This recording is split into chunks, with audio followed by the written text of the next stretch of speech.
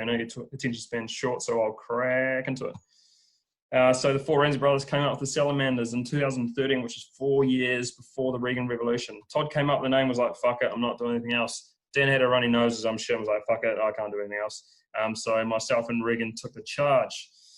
The first 4 years were pretty epic.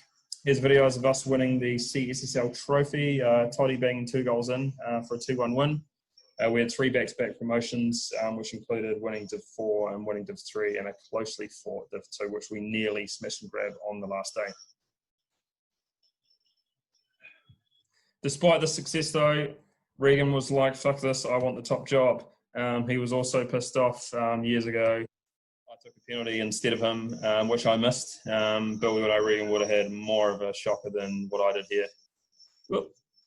Anyway, that was enough to push Reagan over the edge. He decided to start a midnight overthrow of the old guard. Thus started the Reagan Revolution.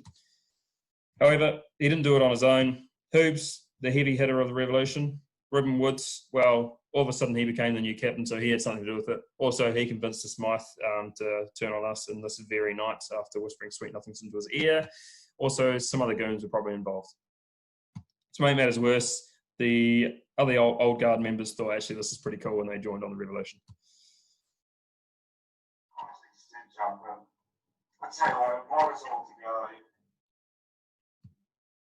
Well, with Ben and his squad now well and truly gone, the Salamanders made some pretty epic new signings, brought some new life into it, and that classic social life of the Sallies stayed true with some pretty messy nights, and arguably shit got even weirder.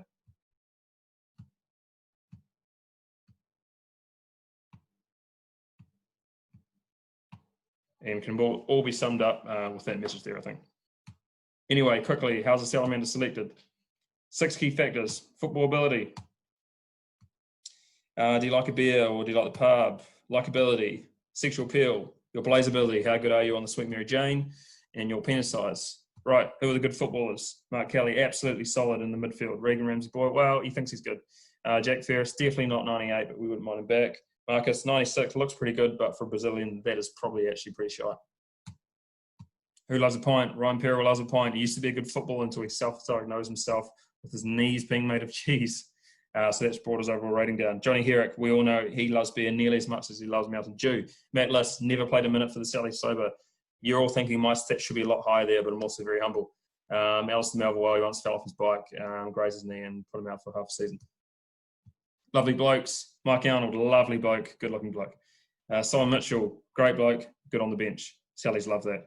Smythe, rumour has it he can turn a glass of water into a Cortado Stein of lager, which is always handy with the likability stats. Dan Ramsay, arguably even better off the bench than Simon Mitchell is. With Coulthard, gave him plenty of points, so he never leaves us. Sally's, sexy Sally's that is. Jay, well, he thinks he's God's gift. He's all right looking. His likability stats are well down because he's a self-proclaimed cunt. His blaze ability could be higher, but I also saw him throw up inside the Hamner Holiday getaway once for the Sallies.